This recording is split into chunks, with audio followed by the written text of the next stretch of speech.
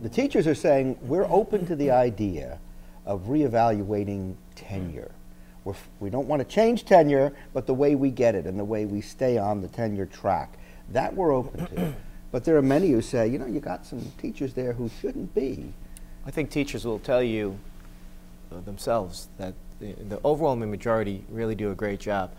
There are some slackers, like in every industry and field, and I think they want to address that too, because you're always going to hear the negative stuff. That comes to the forefront. And same thing with we all know horror stories, people who are still there who shouldn't be there, and they're aware of it. And I think there really should be, and I was glad to see the governor address this too, there really needs to be a focus on that.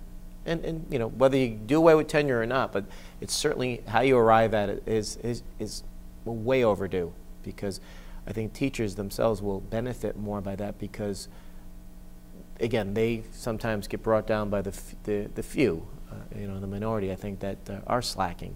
And you know, coming from the private sector, you know, you always see that the private sector versus the public sector, you know, there's pros and cons to that argument, but certainly I think this would help them in the long run if we really focus on that and come to a better way of evaluating tenure.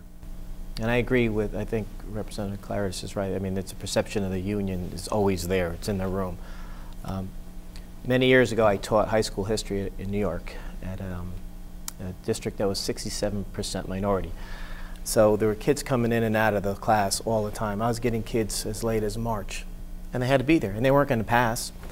And if they were disruptive, I couldn't kick them out of the class. And so if you took the teachers in that school and compared them, the test scores of their kids, to kids in Darien, you're going to say, boy, those teachers are terrible there. Terrible. I don't want them to teach them. You got to be careful. You got to be very, very careful what you're comparing. You got to compare apples to apples. And I'm all for standards and evaluations, but as somebody was saying before me, was Representative Wong, you know, look at their improvement. Were they here? How far did they come? Late in life, I've come to appreciate things like the arts, which I could care less about when I was in school, but it's the way you think of things, the thinking outside the box. Everything is not a standardized test. Some of the most successful people I know were terrible in school, but they needed to blossom. They needed to expand their mind. And I think there's better ways to judge things by just looking at the test. You need that. There are other things, and you make sure you're comparing apples to apples when you do this.